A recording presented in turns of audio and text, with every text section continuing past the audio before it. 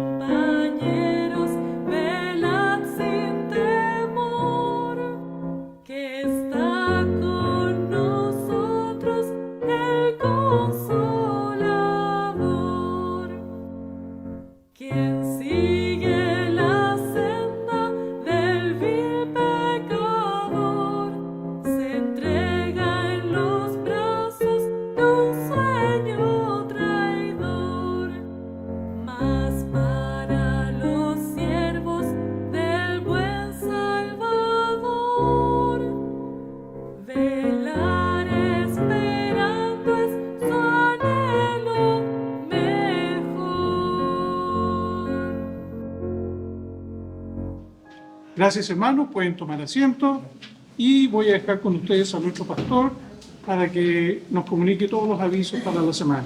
Pastor. Muchas gracias, hermano Pablo. Queridos hermanos, nuestras reuniones habituales siguen siendo las de siempre. Creo que las conocemos muy bien. Y bueno, hacer una invitación permanente a nuestra reunión de oración los jueves a las 20 horas. Por la gracia del Señor ha aumentado la asistencia regular, pero quisiéramos también verle a usted, le echamos de menos. Nuestros jóvenes, la próxima reunión, según tengo entendido, es el sábado 17 de junio. Y las damas menores el sábado 24 de junio. Damos gracias al Señor por poder desarrollar todas estas actividades con la libertad que aún tenemos en Chile. Una cordial bienvenida a todos los presentes. Quiero que se sientan en casa. Aquí todos son bienvenidos. Y no sé si hay alguien que esté por primera vez en su vida en nuestra iglesia, solamente para conocerles, si puede levantar la mano para saber.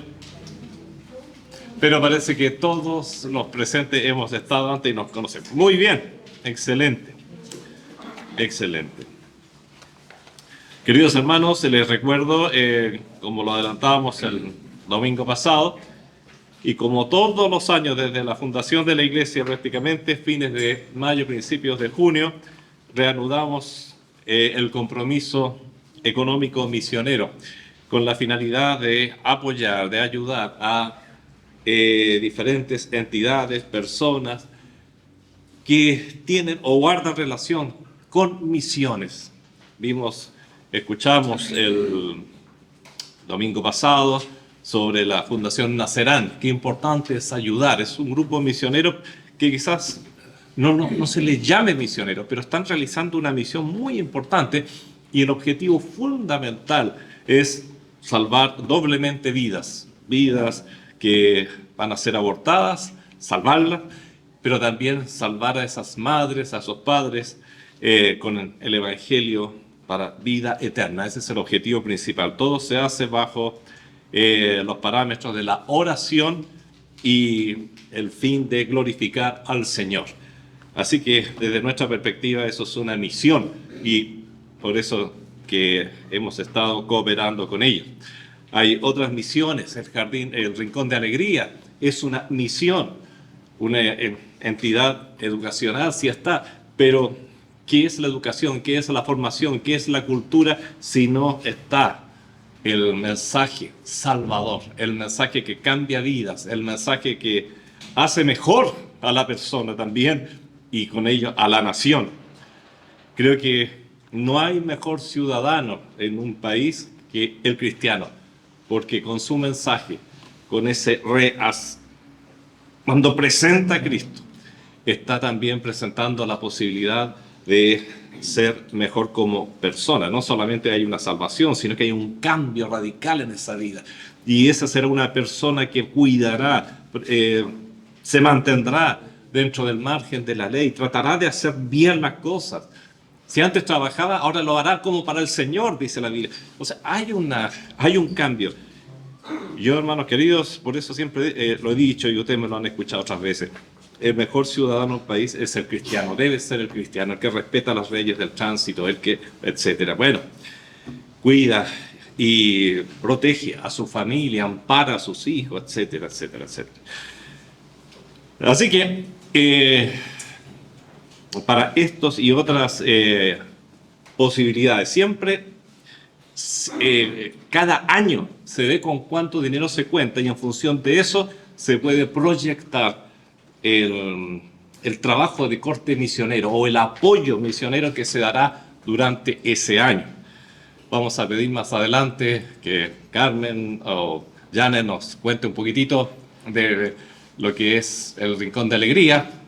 No, este domingo tenemos muchas actividades, pero sí, es bueno que nos mantengamos al tanto de lo que se está haciendo. Ustedes tienen todísimo el derecho de saber si van a cooperar también, con mayor razón que para dónde o cómo se administra este dinero con el que usted se comprometerá. ¿Cómo se hace? ¿Cómo nos comprometemos? ¿Cómo lo hacemos? La mecánica va a ser la misma de otros años. ¿No es cierto? Siempre preparamos un formulario que dice Compromiso Económico Promisiones 2023-2024. Se coloca el nombre, la fecha y con mucha prudencia escribimos: con la ayuda del Señor confío en poder aportar la suma de 1.000, 2.000, 5.000, no sé, 15, 20, cada uno sabe cuánto puede ser, o si no puede, no la llena, no es obligación. La suma de tanto mensual para el programa misionero de la Iglesia durante el periodo 23-24. Estos formularios van a estar aquí a disposición y luego de llenado pueden depositarlo quizás en el mismo lugar. Yo voy a depositar al tiro el mío como un ejemplo.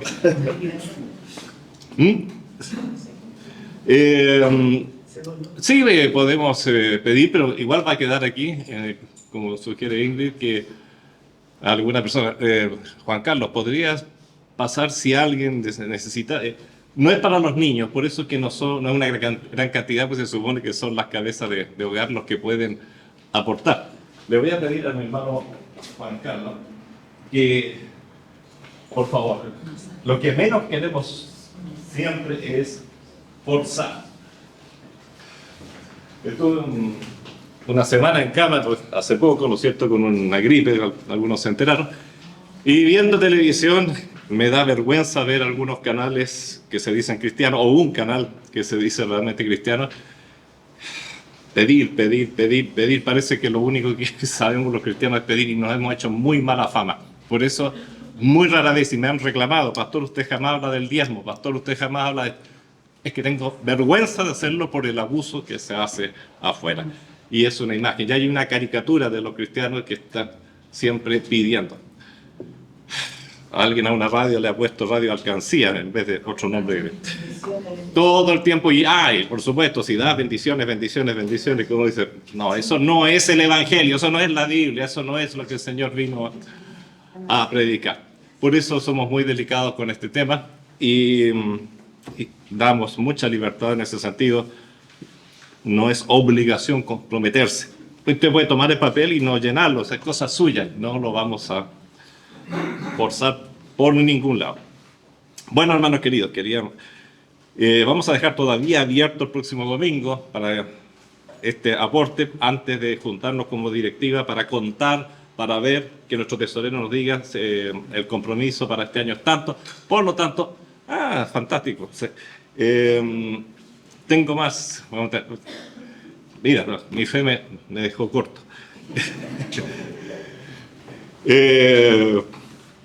Y ahí acordamos. El tesorero dice que hay tantos compromisos, por lo tanto podemos ayudar a la Fundación Nacerán. Voy a dar ejemplo como lo que se hizo el año pasado al Rincón de Alegría. Vamos a apoyar a una ofrenda de amor a 2 viudas de pastores a los que ayudábamos antes como por su carácter misionero, porque realmente lo tenía. Bueno, hay mucho que pensar. Y también, bueno, se deriva dinero que se dedican para la labor misionera de la iglesia, compra de la buena semilla. Piensen ustedes que ustedes adquieren algunas buenas semillas, pero se compra una cantidad mucho mayor y esa se regala. Bien, quiero cerrar ahora este punto y decirle a los alumnos de la escuela dominical que pueden pasar a sus clases. Bien, queridos hermanos, voy a pedir a nuestro hermano Pablo, que está dirigiendo el culto de hoy, para que nos lleve ante la presencia del Señor en oración como iglesia. Hermano Pablo, lo dejo aquí adelante. Bien, hermanos, me toca el privilegio de dirigir esta oración. Y como siempre dice nuestro hermano Julio, solamente dirigimos y tomamos esta oración para que el Señor realmente sea reconocido a través de ella. Eso es lo principal de esta oración pastoral. Hermanos, los invito a ponerse de pie y voy a pedir que inclinen sus rostros. Y oremos a nuestro Señor. Padre Santo, Señor, alabado sea tu nombre. Ante tu presencia seguimos en esta mañana agradecidos, Señor, primeramente por tu amor, tu misericordia, tu gracia que nos permite llegar a esta reunión en este día, en estos tiempos difíciles y complicados. Pero te agradecemos, bendito Dios, por el amor, por tu Espíritu que obra en cada uno de tus hijos, Señor.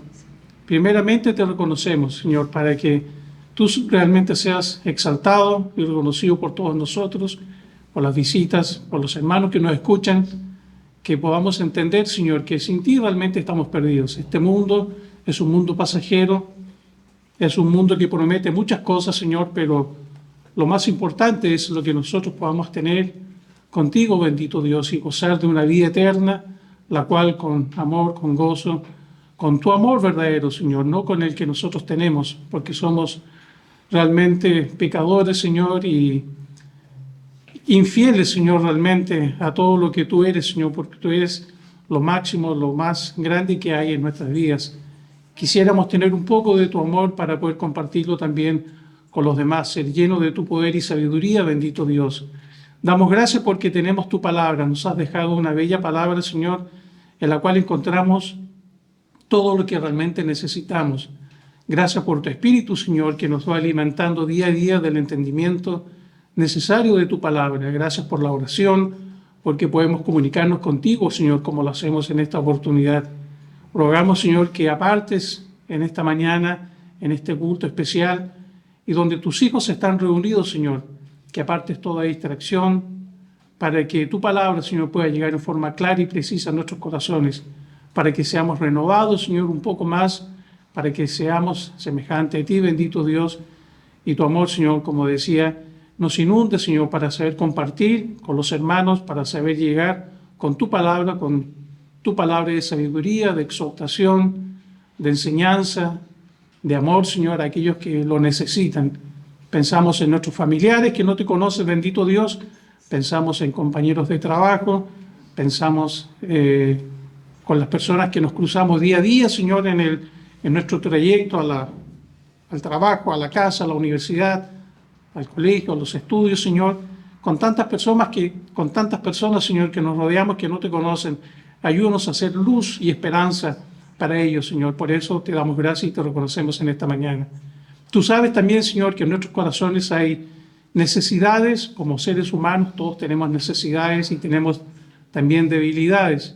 Y pedimos que nos ayudes en ese sentido, en esos dos puntos, Señor, a saber suplir las necesidades confiando en ti, no en lo que nosotros podamos hacer, no en nuestras fuerzas, no en los méritos que nosotros podamos tener, Señor, nuestras capacidades, sino simplemente, Señor, abrir nuestros corazones para que tú nos enseñes a saber esperar y confiar en ti, sabiendo que tú proveerás de lo justo, de lo necesario que nosotros necesitamos para llevar la vida que nos has dado, Señor. Ayúdanos a entender ese punto tan especial, confiar en ti, entregar y no dejar que nuestros pensamientos, nuestras necesidades o lo que el mundo ofrece nos llene, sino que seas tú, bendito Dios, a través del Espíritu, renovando nuestras vidas. Tú conoces nuestros corazones, Señor. Ayúdanos y dejamos en tus manos a nuestra familia, Señor, nuestros amigos y hermanos que también tienen tantas necesidades. Pensamos en aquellos que no te conocen, que son inconversos, Señor. Aquellos hermanos que están quizás apartados de ti. Tú conoces, Señor, qué es lo que hay en sus vidas. Tú conoces lo que hay en sus corazones. Y pedimos en forma especial, tú sabes bien quiénes son. Tú sabes y nos conoces a cada uno de nosotros. Y solamente pedimos fortaleza.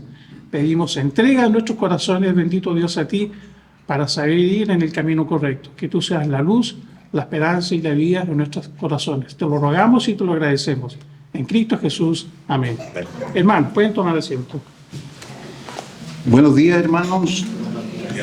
Tenemos una lectura muy interesante hoy día en Hechos 17, versículo del 16 al 32. La palabra del Señor dice lo siguiente. Mientras Pablo los esperaba en Atenas, su espíritu se enardecía viendo la ciudad entregada a la idolatría. Así que discutía en la sinagoga con los judíos y piadosos, y en la plaza cada día con los que concurrían. Y algunos filósofos de los epicúreos y los estoicos disputaban con él, y unos decían, ¿qué querrá decir este palabrero? Y otros, parece que es predicador de nuevos dioses, porque les predicaba el evangelio de Jesús y de la resurrección. Y tomándolo, le trajeron al Areópago diciendo, ¿podremos saber qué es esta nueva enseñanza de que hablas? Pues traes a nuestros oídos cosas extrañas. Queremos, pues, saber qué quiere decir esto. Porque todos los atenienses y los extranjeros residentes allí en ninguna otra cosa se interesaban sino en decir o en oír algo nuevo. Entonces Pablo, puesto en pie en medio del Areópago, dijo, varones atenienses, en todo observo que sois muy religiosos, porque pasando y mirando vuestros santuarios, hallé también un altar en el cual estaba esta inscripción, al Dios no conocido, al que vosotros adoráis, pues sin conocerle es a quien yo os anuncio. El Dios que hizo el mundo y todas las cosas que en él hay, siendo Señor del cielo y de la tierra, no habita en templos hechos por manos humanas, ni es honrado por manos de hombre como si necesitase de algo, pues Él es quien da a todos vida y aliento y todas las cosas. Y de una sangre ha hecho todo el linaje de los hombres, para que habiten sobre toda la faz de la tierra, y les ha prefijado el orden de los tiempos y los límites de su habitación, para que busquen a Dios, si en alguna manera palpando puedan hallarle, aunque ciertamente no está lejos de cada uno de nosotros, porque en Él vivimos y nos movemos, y somos, como algunos de vuestros propios poetas también han dicho, porque linaje suyo somos. Siendo pues linaje de Dios, no debemos pensar que la divinidad sea semejante a oro o plata o piedra, escultura de arte y de imaginación de hombre. Pero Dios, habiendo pasado por alto los tiempos de esta ignorancia, ahora manda a todos los hombres en todo lugar que se arrepientan, por cuanto ha establecido un día en el cual juzgará a todo el mundo con justicia, por aquel varón a quien designó, dando fe a todos por haberle levantado de los muertos. Pero cuando oyeron lo de la resurrección de los muertos, unos se burlaban y otros decían, ya te oiremos acerca de esto otra vez. Y así Pablo salió de en medio de ellos. El Señor bendiga esta palabra. Gracias, hermano Gamaliel. La prueba fue difícil, la lectura era larguísima. Lo felicito. Gracias al Señor por su palabra y por lo que nos dice a través de ella. Cosas extrañas. ¿Qué quiere decir esto? Este es un episodio, el que acaba de leer nuestro hermano Gamaliel, en extremo apasionante dentro de lo que es la trayectoria misionera del apóstol Pablo. ¿Cuántos estudios, reflexiones y mensajes han nacido de esta experiencia vivida por Pablo? Allí en Atenas, ¿qué estaba haciendo Pablo? Esperando la llegada de Silas y Timoteo. Y dice que mientras esperaba la llegada, no se podía estar quieto al ver el paganismo de Atenas, al ver las barbaridades que se decían, las filosofías que se promocionaban en la plaza pública. Ahí está. Ya no se aguantaba y empezaba a discutir, empezaba a predicar, empezaba a realizar su labor misionera, aun cuando seguía esperando a Silas y Timoteo. Esta experiencia le llevó a una interesantísima experiencia, valga la redundancia, porque finalmente fue llevado ni más ni menos que al Areópago, un lugar de privilegio para exponer su causa, un lugar de juicios, un lugar muy interesante, muy importante, que está dentro de lo que se llama, es parte de la Acrópolis en cierto sentido, allí en Atenas. A un lado está la Acrópolis y de la Acrópolis tú puedes ver el Areópago un poquitito más allá, un monte un poquito menos alto que la Acrópolis en sí mismo, donde están, bueno, reliquias muy conocidas. Los atenienses, al escuchar al apóstol Pablo, le dijeron: traes a nuestros oídos cosas extrañas. De ahí viene el título del mensaje. Cosas extrañas. ¿De qué estás hablando, Pablo? Queremos pues saber qué quiere decir esto. Ese era mi título alternativo para el mensaje. ¿Qué quiere decir esto? En Hechos 17:20. El concepto de misiones implica justamente lo que aquí vemos. Llevar a los oídos del mundo cosas extrañas. Por eso que no es fácil ser misionero, porque tienes que llevar cosas extrañas para ese mundo, las cuales no son necesariamente desconocidas, pero sí no comprendidas, no iluminadas por el Espíritu Santo, no adoptadas en la propia vida, no incorporadas.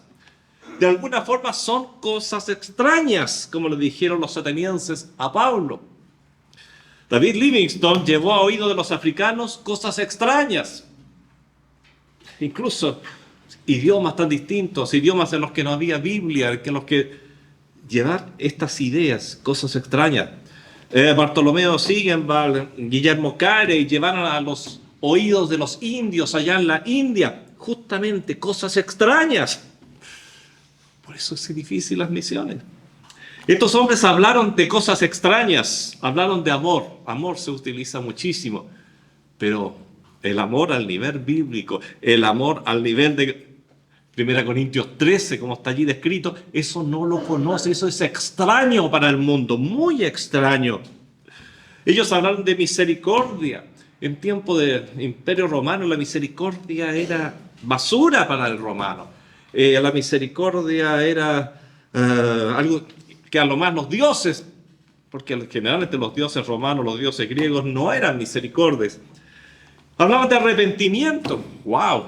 Hablaban de perdón. Hablaban de un redentor, mira qué cosa extraña, que murió y resucitó por nosotros para quitar todos nuestros pecados. Qué cosas más extrañas hablaba Pablo y hablaban estos misioneros y siguen hablando los misioneros en el día de hoy y se supone que hablas tú en tu casa y en otras partes. Este es un conjunto de cosas muy extrañas para los paganos, para las naciones paganas particularmente. No obstante, aquí una pregunta muy grande y creo que es fácil la respuesta. ¿No es acaso también un lenguaje extraño para millares de personas del mundo occidental cristianizado, no solamente para ese mundo que está más allá de las fronteras? Y podría agregar, ¿acaso no resulta cada día más extraño aún estos conceptos? El verdadero concepto de amor, el verdadero concepto de misericordia, el verdadero concepto de un redentor, el verdadero concepto de arrepentimiento. Cosas extrañas. Hermanos queridos, hay al menos 3 cosas y de esta lectura pueden salir 10, 15, 20 mensajes y todos tocando aspectos distintos de la lectura porque es una lectura muy rica, pero muy rica, muy rica. Yo me voy a limitar a 3 cosas. Hay al menos 3 cosas que para todo inconverso, es decir, toda persona que no haya arreglado sus cuentas con el Señor, llámese musulmán, hindú, budista, confucionista, taoísta, agnóstico, animista, cristiano de nombre o nominal, naturalista, materialista. Para todos ellos resultan cosas muy extrañas a sus oídos, ante las cuales dice, ¿qué quiere decir esto? Y estas cosas son, la primera, y la hemos mencionado en otra oportunidad porque es imposible no darse cuenta de ello, el arrepentimiento. En Hechos 17:30, pero Dios, habiendo pasado por alto los tiempos de esta ignorancia, ahora manda a todos los hombres en todo lugar que se arrepientan. El arrepentimiento. Ay, ¿cómo detesta el hombre el arrepentimiento? ¿Qué significa arrepentimiento? Primero, descubrir y aceptar que hay pecado en la vida. No puedes arrepentirte si no descubres y aceptas, sí, hay pecado, soy pecador. No solamente considerarlo desde un punto de vista objetivo y lejano. Sí, hay pecado en mi vida. No, hay pecado. Soy pecador. Aceptar el pecado en la vida. He pecado. Luego, arrepentirse. Es decir, cómo quisiera que eso no hubiera sucedido. Eso es básico en el arrepentimiento. Pero ¿qué te enseña el mundo hoy día? ¿Qué te enseñan las canciones de hoy en día? ¿Qué te enseñan incluso los eslogans que muchos chicos llevan en sus camisetas y en otras partes? No me arrepiento de nada. ¿Qué dicen las canciones? No.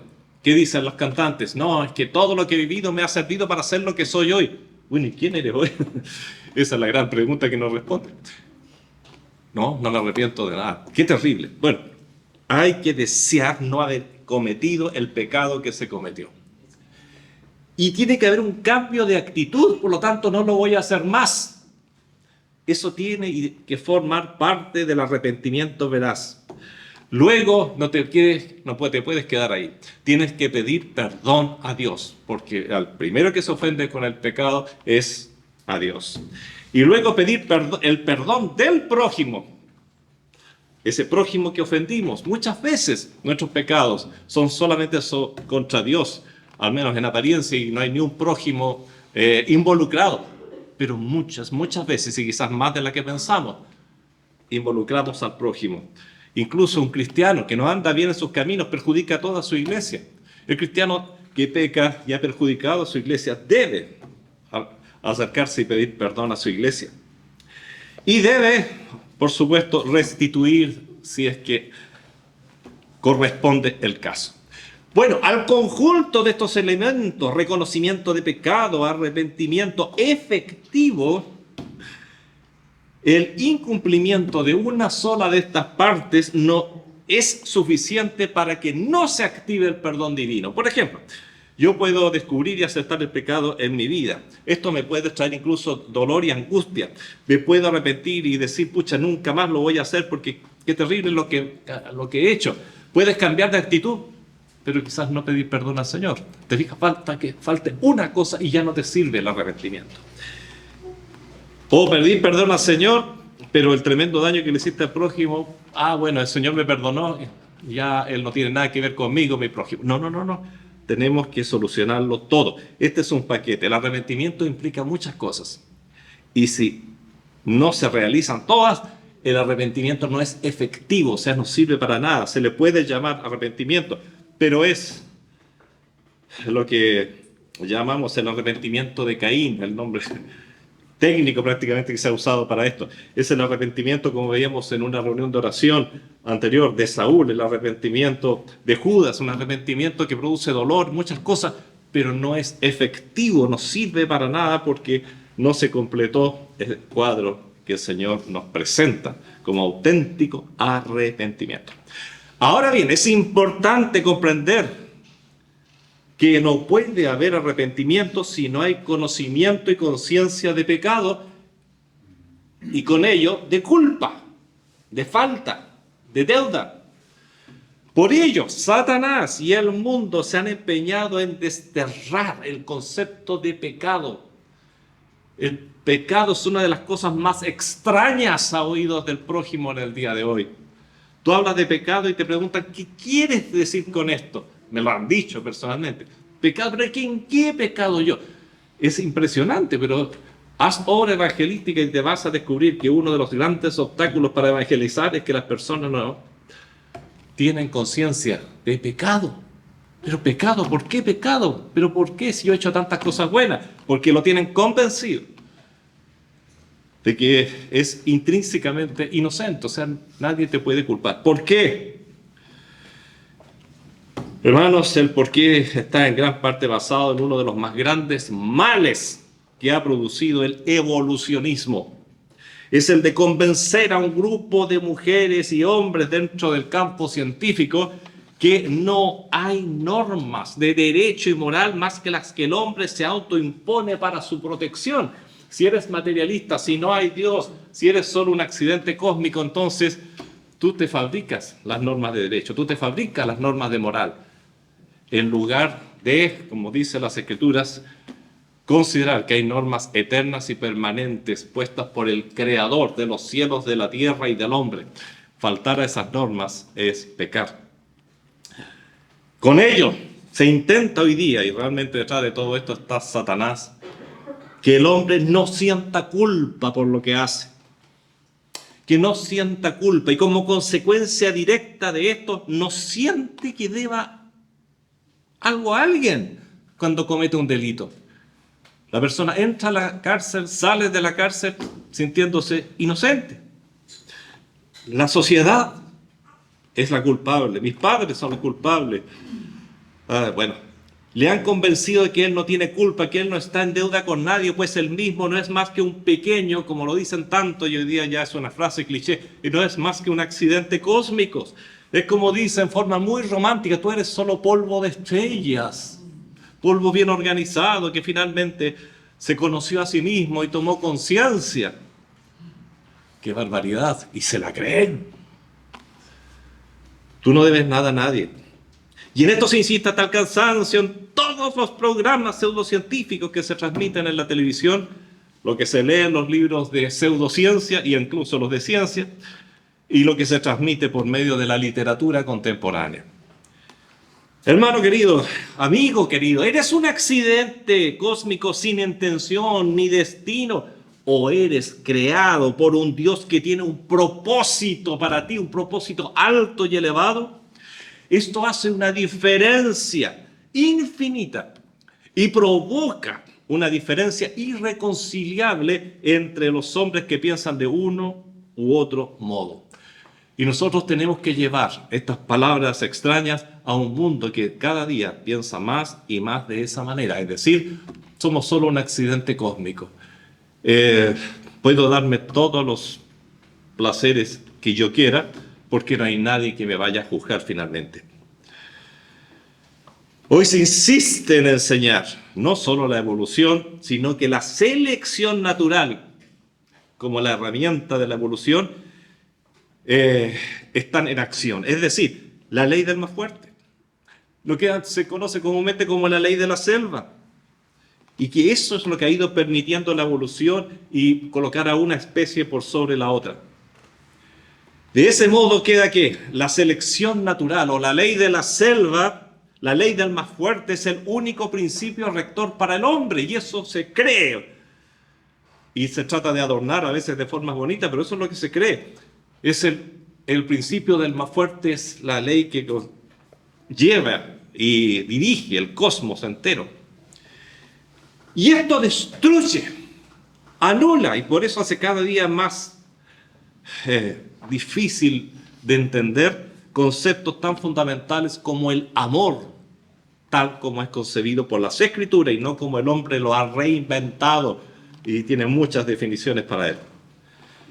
Porque si todos los hombres son creados no por amor, sino por una serie de accidentes fortuitos, entonces tú no eres más que un accidente en el cosmos. No hay amor detrás de ti. Hermanos, es una barbaridad. Gracias al Señor que dice que Dios nos creó y nos creó por amor. Un amor que se manifiesta más allá, porque cuando nos perdió, Él mismo dio a su Hijo para morir por nosotros. Ese Hijo que comparte plenamente el deseo y el amor del Padre. Es decir, el Hijo se entregó, viéndolo desde la perspectiva del Hijo, por ese amor tan grande. Eso es amor. Si tú tienes esa concepción de amor, entonces no puedes prácticamente entender y hablar con los que tienen la concepción de que realmente el amor no existe, es algo prácticamente una atracción física y nada más, hormonal, etc. No puede ser. Basados en esa barbaridad se desarrollan ideas tan destructivas como las que propiciaba el nazismo, por ejemplo, creyéndose ellos con el derecho natural de eliminar a toda persona que consideraban inferior. Consideraron a los judíos inferiores, hay que eliminarlos a todos. Les tornan los proyectos de estos y después esto se extiende a las demás naciones. Basado en esta locura se permite la muerte de miles y miles de niños por medio del aborto en el día de hoy. Si un niño no es más que un pequeño robot biológico, no mecánico. Si cada ser humano no es más que un robot biológico, entonces, ¿qué moral? ¿Qué es ética? Hasta todos esos conceptos cambian, ¿te das cuenta? Basado en esa premisa de la ley del más fuerte y de que somos solo un accidente, se aprueban leyes como la eutanasia, el suicidio asistido, la permisividad de manipular y eliminar embriones humanos que son seres humanos, la unión homosexual, el amor libre, todo eso está basado en esos principios. Todo lo que horrorizó ayer del nazismo, hoy lo promueven los países desarrollados en forma tal que nadie sale al paso, ni se atreve a contradecirse porque está la ley de la mayoría. Y cuando la mayoría dice algo, muy raramente alguien dice algo contrario. La gente no quiere estar contra la mayoría. Bueno, basados en estos principios no se castiga a los asesinos múltiples, personas inteligentes y mentalmente cuerdos, más que con unos pocos años de restricción a su libertad, violando totalmente los principios bíblicos. Bueno, tanto podríamos decir. Basado en estos principios, el naturalismo y el naturalista, el científico naturalista, incluso considerados algunos los mejores de nuestros días, desechan, pero en forma grosera y absolutamente arbitraria e intolerante, a toda explicación, y lo dicen así, y lo escriben así, y están sus dichos. No voy a extender mencionándolo, pero ellos han dicho que todo lo que no tenga una explicación absolutamente materialista debe ser desechado.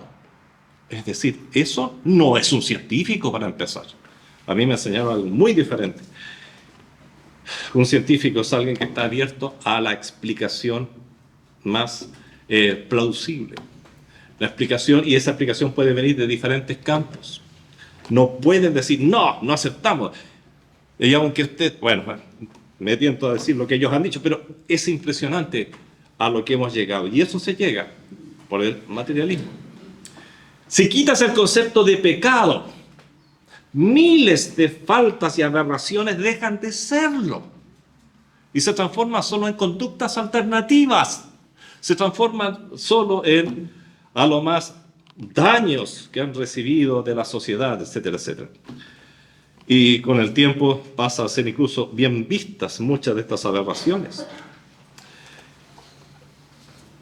Por otra parte, si no llamas a los pecados por su nombre, si no llamamos a los pecados por su nombre, quitamos otro concepto fundamental que ya hemos mencionado, el de arrepentimiento.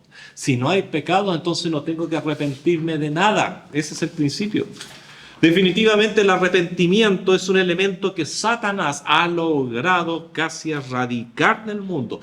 No solo paganos, sino del mal llamado mundo cristiano o civilización cristiana. Sin arrepentimiento, hermanos queridos, no hay perdón y menos aún salvación. Ahí está el truco de fondo. Y la obra de Cristo no es apreciada y más aún ultrajada y escarnecida. El escarnio llega a extremos impactantes en nuestros días. Ayer solamente leía cómo la venganza, digamos, de esta gente, de los naturalistas, los que no aceptan el pecado, lograron que al menos en 7 colegios de Estados Unidos se sacara la Biblia de la biblioteca por considerarla pornográfica.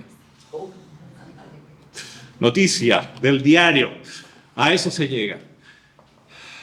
Sí, pecado, arrepentimiento y perdón a Dios son hoy en día cosas extrañas. Y cada vez más extrañas. Pero lo peor de todo es que suenan extrañas aún en nuestra propia sociedad que se dice cristiana. Y en muchos casos en las mismas iglesias que se dicen cristianas y que debieran ya cerrar sus puertas hace mucho tiempo y decir, esta iglesia dejó de ser cristiana porque nos regimos por nuestras ideas y la Biblia la dejamos guardadita hace rato. No estoy exagerando.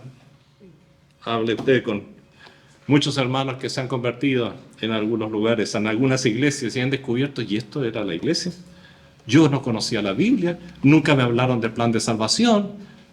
Son millares las personas convertidas que se han convertido dentro de su iglesia porque descubrieron, porque quizás alguien llegó con el mensaje verdadero. Cuidado, cuidado. Ir a una iglesia no te garantiza que las cosas sean correctas. Muchas veces se dice, si usted ha hecho la oración de fe, si usted ha recibido a Cristo como su Salvador personal, ahora dé testimonio público de esto a través del bautismo y luego vaya a una iglesia. Yo pongo mucho cuidado. ¿A qué iglesia? Esto es una cadena. Si no hay pecado, no hay arrepentimiento. Por supuesto, ¿de qué me voy a arrepentir si no hay pecado? Si no hay arrepentimiento, no hay para qué pedir perdón a Dios. Y por lo tanto tampoco a mi prójimo. Y cuando lo daño, aún con la misma muerte, porque ¿cuántos asesinos en series hay que solo tienen un par de años de cárcel? Ni a los familiares, no tengo por qué pedirle perdón a nadie. Esto es una cadena. ¿Y para qué hablar del tema de la restitución? Que es otro síntoma asociado al arrepentimiento. Si tú estás arrepentido, quieres restituir. Si tú has robado, recordemos el caso de Zaqueo, muy sintomático, del cual hablábamos hace un par de domingos atrás. Lo primero que pensó es la restitución.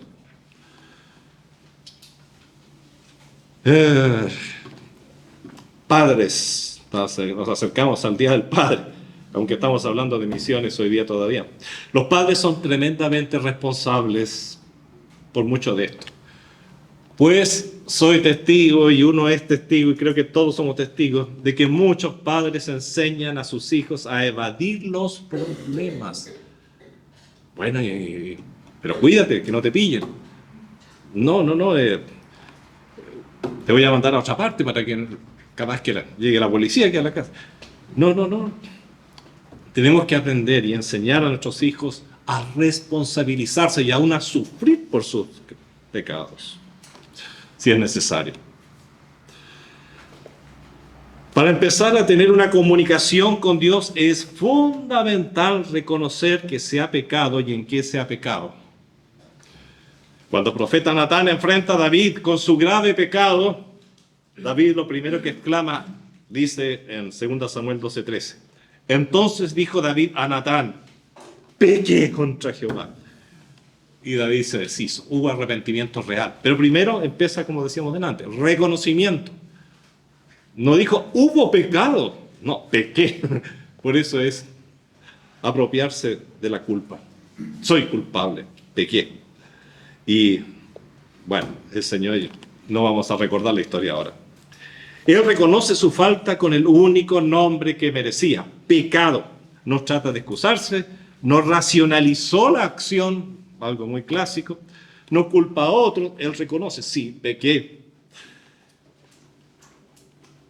El que no se considera pecador cuando ha pecado, está declarando que Dios se equivoca cuando dice por boca del apóstol Pablo que todos estamos bajo pecado. Para empezar, Romanos 3:9 es la base para comenzar a predicar.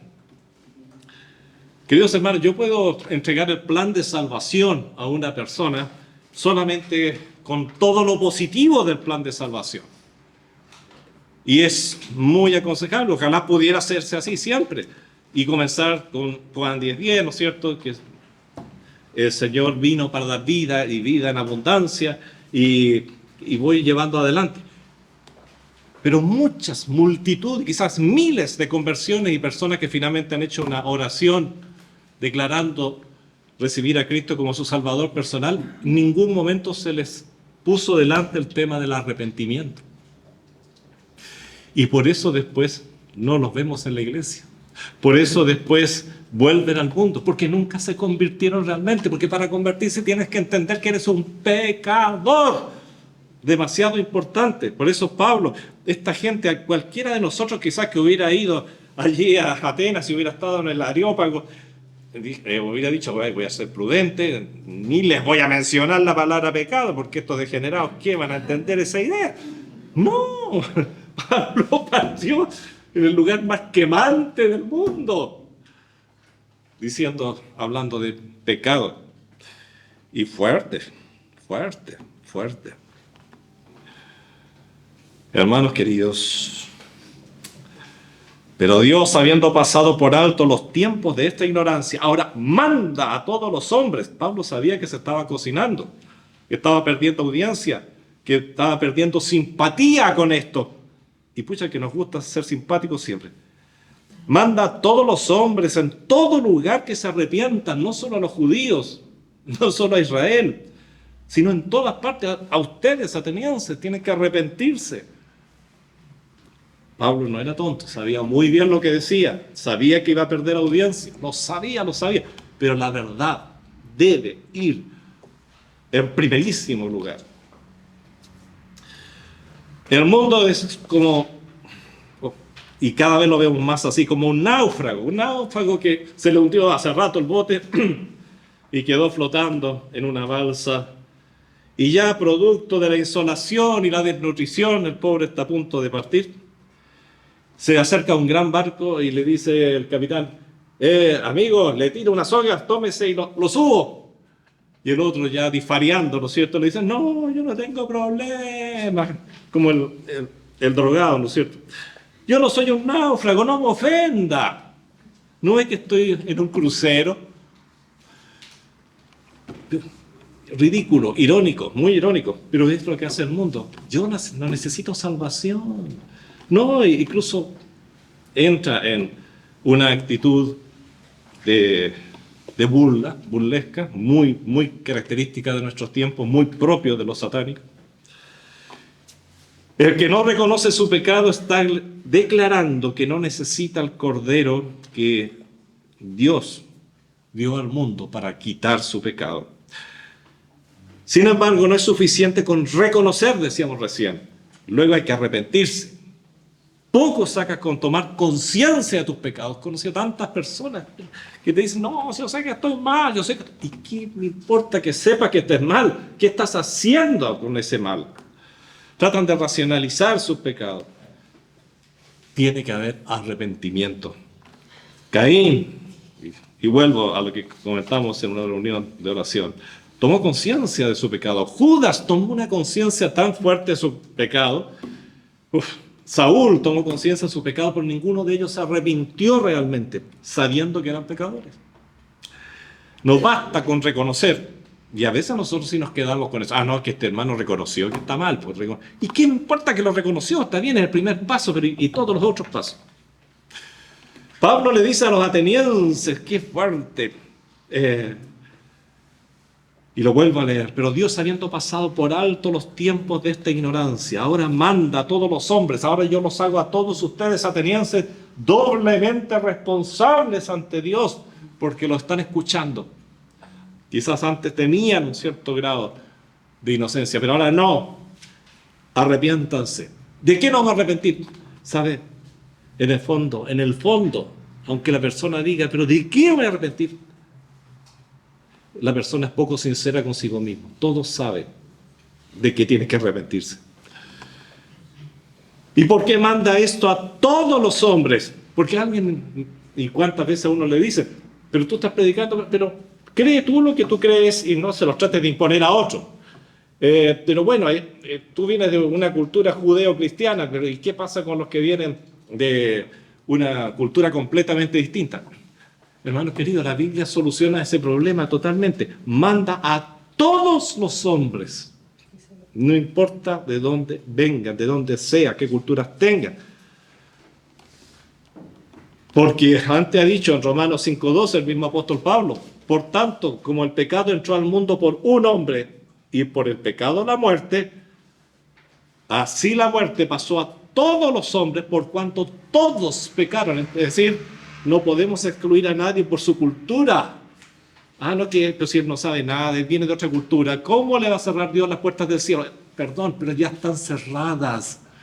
Ya están cerradas, no que se las va a cerrar, ya están cerradas. La cosa es que en el Señor las abre. Todos pecaron. Entonces dime una cosa, ese chinito, ese hindú, qué sé yo, ¿no va a morir? No, sí va a morir. ¿Qué dice la Biblia? Vino la condenación a todos los hombres de la misma manera.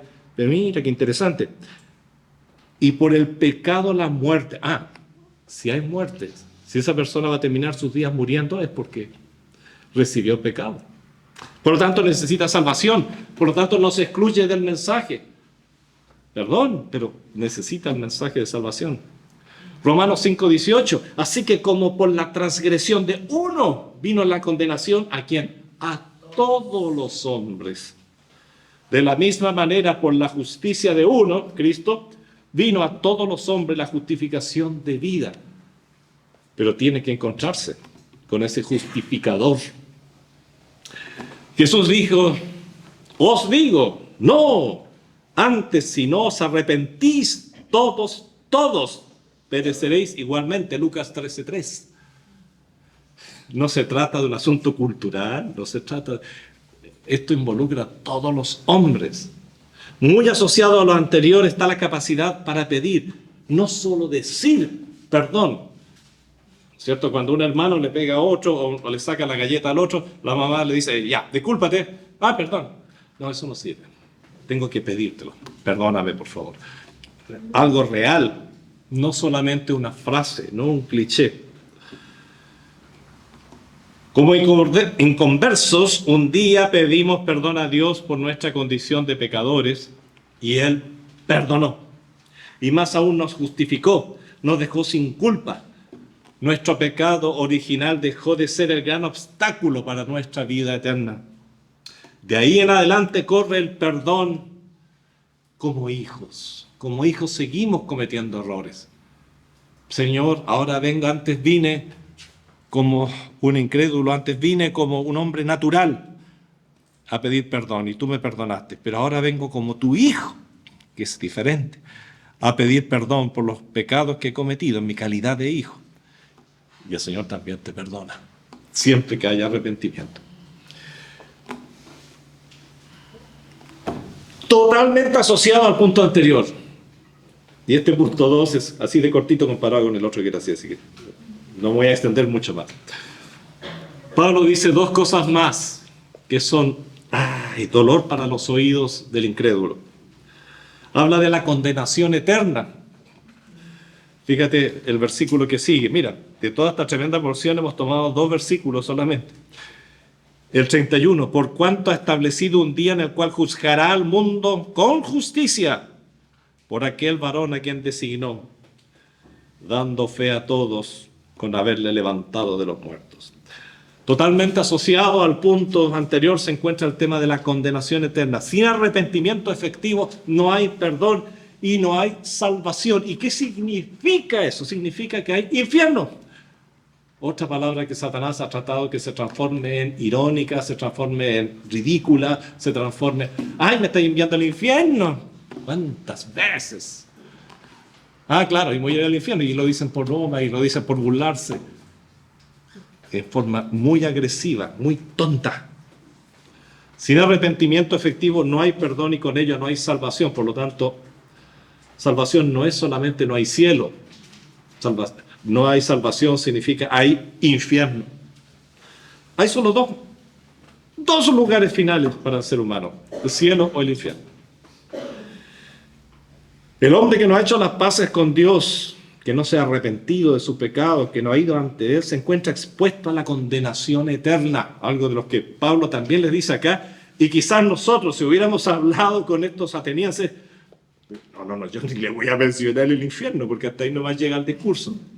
Y saben lo interesante es que sí, hasta ahí nomás le llegó el discurso a Pablo, sí, es verdad, pero se los dijo. Y mira quién se los dijo. Al recibir la vida eterna estamos al mismo tiempo siendo liberados de una condenación eterna en un lugar llamado infierno. Esto es ruido muy molesto para los oídos del mundo. Como ese chirrido que produce rajuñar o arañar un pizarrón. Pero la gente se pone así cuando te escuchan cuando pasan las uñas en un pizarrón, es horrible. Bueno, cuando dices infierno, se ponen igual la gente, no soporta la palabra. Quizás porque en el fondo saben que van para allá. ¿Qué hace el hombre con las verdades que más le molestan? Hay un mecanismo universal y es uno de los términos más utilizados en las Escrituras, indicando que el adversario, lo que más utiliza cuando trata de deshacerse de las verdades que le molestan, se ríe de ellas. Y de los que se las muestran, se ríen de ellas. ¿Qué pasó con nuestro querido Pablo? Fíjate cómo termina. Pero cuando oyeron lo de la resurrección de los muertos, unos se burlaban. No ha cambiado en nada el panorama. Y otros decían, ya te oiremos acerca de esto otra vez. O sea, quizás a veces son más, la gente más discreta. Hoy en día te dice, oye viejo, estoy recontra apurado, ¿por qué no me hablamos de esto en otra oportunidad? Es lo mismo. Ellos dijeron, ya te oiremos nosotros. Bueno, cada uno tiene su manera de correrse de nosotros. Y el otro término fundamental, que Pablo no podía terminar su discurso si no lo decía, aunque después de esto se fueran todos. La resurrección. La resurrección. 10:30-31. Vuelvo a leer este versículo. Por cuanto ha establecido un día en el cual juzgará al mundo con justicia por aquel varón a quien designó, dando fe a todos con haberle levantado de los muertos. Empezó a hablar de la resurrección. Y dice el 32, lo dice clarito, no es que estemos interpretando siquiera. Pero cuando oyeron lo de la resurrección de la muerte, bueno, ese ya fue el top. Hasta ahí llegar, no te escuchamos más, Pablito. Bueno, simpático. Y otro día preguntáis, ¿quién trajo este aquí? Cuidado. Pero este tercer punto tocado por Pablo y que da todo el sentido a lo anterior, la resurrección de nuestro Señor. Sin esa resurrección no tiene sentido hablar de salvación. No tiene sentido hablar de arrepentimiento, de perdón. Sin resurrección no hay salvación posible. La resurrección es la prueba de que el cielo fue abierto, de que hay perdón para los pecados, de que el arrepentimiento puede llevar al perdón y con ello a la salvación. Por ello, la resurrección es otra parte de este lenguaje que el hombre no puede entender y le resulta extraño, pues Satanás está muy interesado en que así sea. La única manera que el hombre pueda ser iluminado y pueda entender y temblar ante lo que significa pecado, ¿qué pecado? Arrepentimiento, Señor, me arrepiento. Y salvación, hoy en día y siempre ha sido por una acción sobrenatural. Y esto se logra por medio de la oración. Y por eso que toda obra misionera comienza con oración. Voy de misiones, voy a hacer misiones, voy a hablarle a mi vecino. Eso es ir a misiones. Hoy día sí que le hablo a mi primo. Eso es ir a misiones. ¿Pero qué hago antes? Oro, porque sé que mis palabras van a rebotar todas, porque mis palabras son cosas extrañas a sus oídos. Y es el Señor el que tiene que abrir esos oídos. Terminando, hermanos queridos, más que asociar las misiones con grupos lejanos, de paganos no evangelizados, hoy tenemos que incluir a toda una civilización que llamaría postcristiana. Hemos oído tanto y hemos hablado en el pasado tanto de lo que es la nueva era. La nueva era es la era, en definitiva, en que resumimos todo eso que es nueva era. Es la era postcristiana. Terminó la era cristiana, ahora empieza la nueva era. Esa es la idea del término New Age. Nueva era, nuevos tiempos. Bueno, más que asociar, como decía, las misiones con grupos lejanos de paganos no evangelizados, hoy tenemos que incluir a toda una civilización de la nueva era, una civilización postcristiana muy dañada por la apostasía, como bien lo profetiza la palabra, a los que hay que llevar una vez más el evangelio de salvación.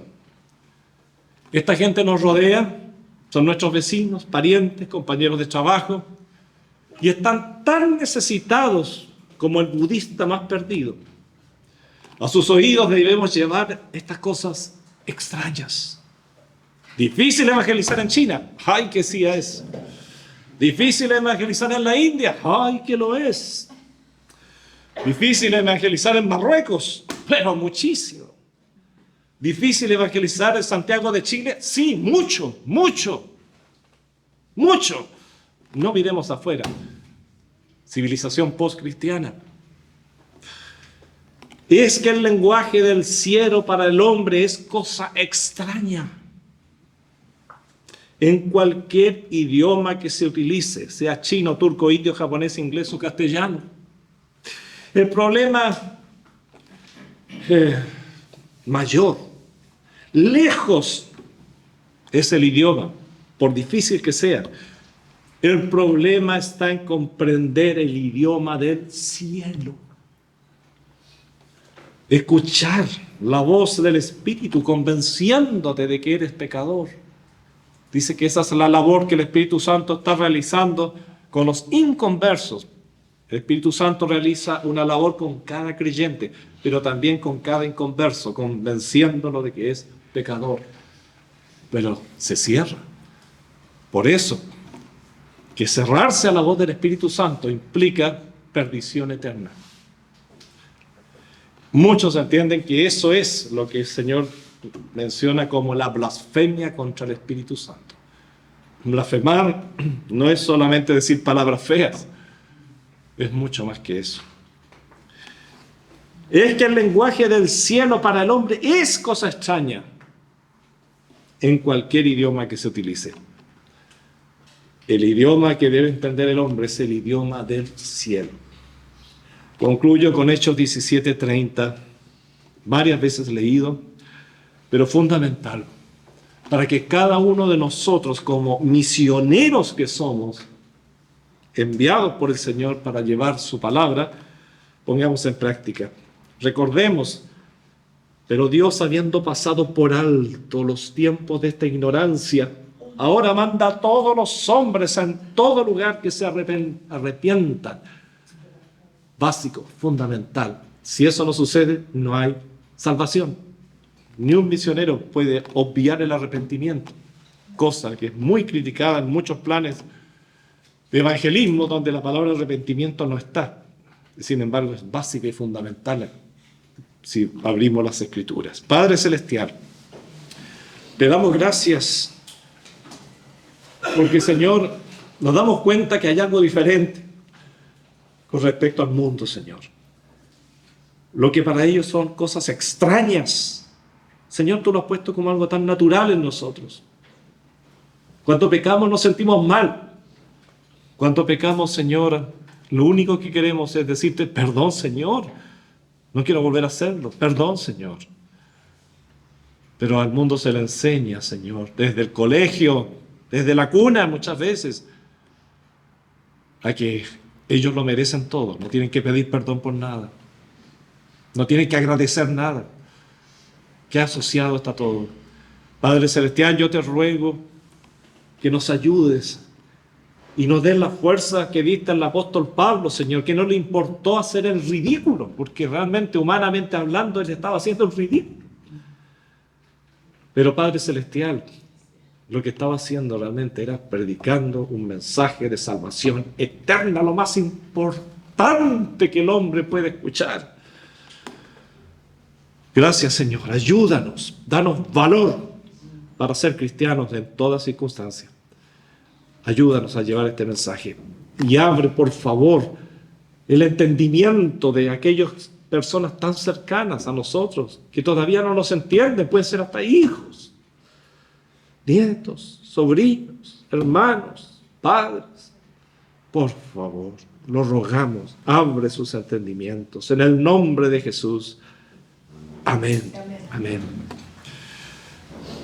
Solo como consuelo voy a leer el verso 34. Mas algunos creyeron, y por eso valió la pena todo. Algunos creyeron juntándose con él. Y mira, entre los cuales estaba Dionisio, el Areopagita, una persona muy importante, el que estaba a la cabeza del Areópago. Y también menciona a una mujer llamada Dámaris y otros con ellos. Valió la pena. La gran mayoría se fue. Siempre es así. Siempre son algunos, son unos poquitos.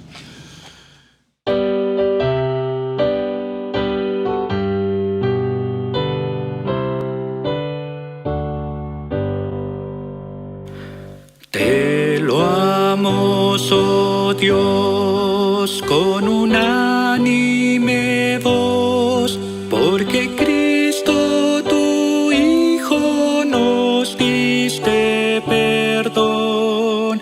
Aleluya, te alabamos, cuán grande es tu amor. Aleluya, te adoramos, bendito Señor.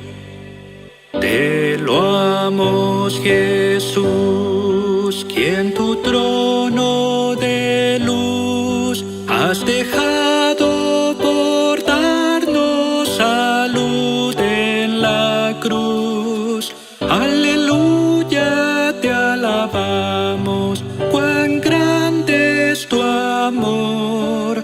Aleluya, te adoramos, bendito Señor.